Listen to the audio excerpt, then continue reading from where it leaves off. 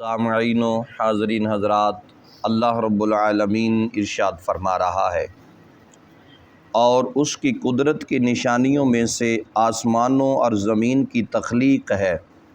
اور جو جاندار اس نے پھیلا دیے ہیں آسمان و زمین میں، اور وہ جب چاہے ان کو جمع کرنے پر پوری قدرت رکھتا ہے، اور جو مصیبت تمہیں پہنچتی ہے تمہارے ہاتھوں کی کمائی کے سبب پہنچتی ہے، اور وہ کریم درگزر فرما دیتا ہے تمہارے بہت سے کرتوتوں سے۔ محترم حضرات، اللہ تعالیٰ کی قدرت و کبریائی کی مزید نشانیاں بیان کی جا رہی ہیں، اور ارشاد فرمایا جا رہا ہے کہ قرآن کریم نے اہل نعمت کو شکر کا حکم دیا ہے، اور اہل بلا کو صبر کی تلقین کی ہے۔ شکر کو نعمت کی بقا اور اس میں اضافہ کا سبب قرار دیا ہے، اور صبر کو مصیبتوں اور تکلیفوں سے نجات کا ذریعہ بتایا ہے۔ لیکن عام انسان خوشحالی اور اقبال مندی کے دنوں میں ناشکر بن جاتے ہیں، دولت مند ہیں تو غریبوں اور بے نواؤں پر شفقت کے بجائے ان سے نفرت کرنے لگتے ہیں، اقتدار بخشا گیا ہے تو ظلم و تعدی کی آندیاں چلنے لگتی ہیں، اور تاجر ہیں تو سادہ لو گاہک کو دونوں ہاتھوں سے لوٹنا ان کا شعار بن جاتا ہے۔ دیانت و امانت کو اپنا کاروباری اداروں سے دھدکار کر نکال دیتے ہیں، اور جب ان کی دھاندلیوں کی حد ہو جاتی ہے اور مقافات عمل کا چکر چلنے لگتا ہے تو پھر چیختے ہیں، چلاتے ہیں، سر پھوڑتے ہیں۔ ان کا ذہن ان اسباب و عوامل کی طرف متوجہ نہیں ہوتا جو ان کی موجودہ تباہی کا باعث بنے ہیں۔ اس آیت میں ایسے لوگوں کی آنکھوں سے غفلت کا پردہ اٹھایا جا رہا ہے، اور انہیں کہا جا رہا ہے ذرا اپنے اعمال نامے پر ایک سرسری نظر ڈالو، ذرا اپنے گریبان میں جھانکو، یہ حقیقت خود عیاں ہو جائے گی، تمہیں تمہارے کرتوتوں کی سزا مل رہی ہے۔ محترم حضرات، کافی ساری چیزیں اس ایک آیت مبارکہ میں بیان کر دی گئی ہیں۔ سب سے پہلے تو ارشاد فرمایا کہ قرآن کریم ارشاد فرما رہا ہے کہ جب بھی تمہارے پاس کوئی اللہ کی نعمت ہو تو اس پر اللہ تبارک و تعالیٰ کا شکر ادا کرو، ہر اللہ کی نعمت کا شکر ادا کرو۔ اب ہم سمجھتے ہیں کہ کون سی جناب ہمیں نعمت دی گئی ہے، تو یہ جو آنکھیں ہیں نا یہ بھی اللہ کی نعمت ہیں،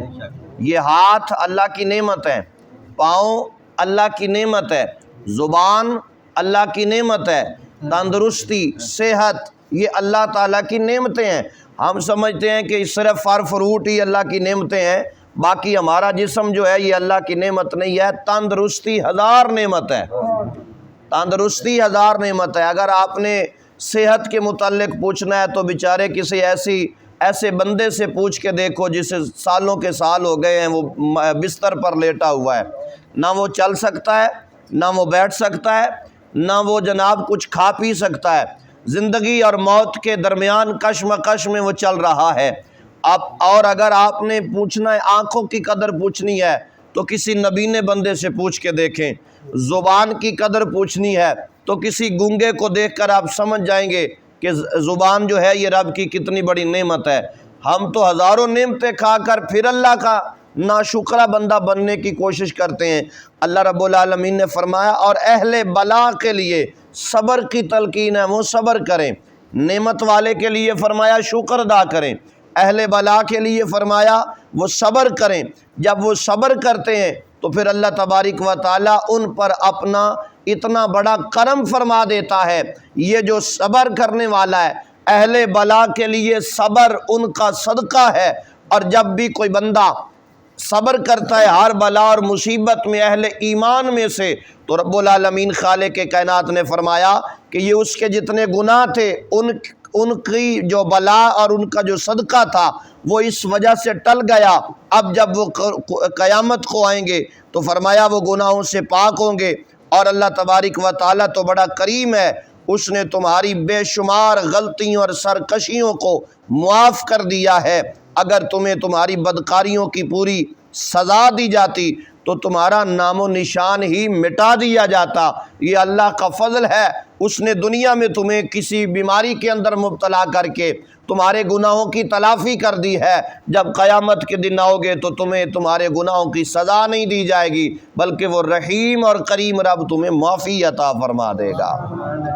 پھر آگے ارشاد فرمایا یہ معاملہ تو سرکشوں اور بیگانوں کا ہے، لیکن فرما بردار بندوں کو جو تکلیف پہنچتی ہے وہ ان کے گناہوں کا کفارہ ہو جاتی ہے۔ علامہ ابن کثیر نے یہ صحیح حدیث لکھی ہے کہ حضور سرور عالم صلی اللہ علیہ وسلم نے فرمایا، یعنی اس ذات پاک کی قسم جس کے قدرت میں میری جان ہے،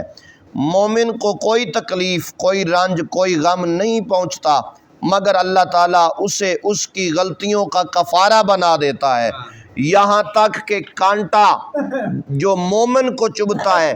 بعض بندوں کو امتحان کے لیے مصائب و آلام میں مبتلا کر دیتا ہے، اور بعض مقربین کے مدارج اور مناصب بلند کرنے کے لیے انہیں گناہوں تکالیف سے دو چار کر دیا جاتا ہے۔ اور ایک بڑی مثال دے کر سمجھایا گیا،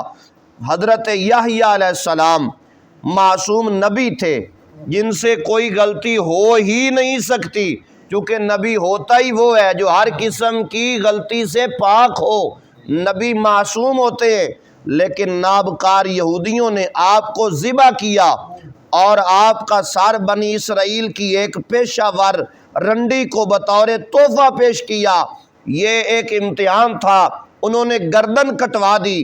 اور اپنے جسم پر کئی ہزاروں زخم تو برداشت کر لیے، لیکن اپنے رب کی طرف سے رجوع پیچھے نہیں کیا، اپنے رب کی طرف ہی پلٹے رہے اور اپنے رب کی حمد و ثنا کرتے رہے۔ تو پھر آج بھی اور قیامت کے دن بھی حضرت یحییٰ علیہ السلام کا ذکر جیسے قرآن میں موجود ہے، قیامت کے دن تک یہ اسی طرح رہے گا، اور بتایا جائے گا کہ یہ امتحان اللہ اپنے پیاروں سے لیا کرتا ہے،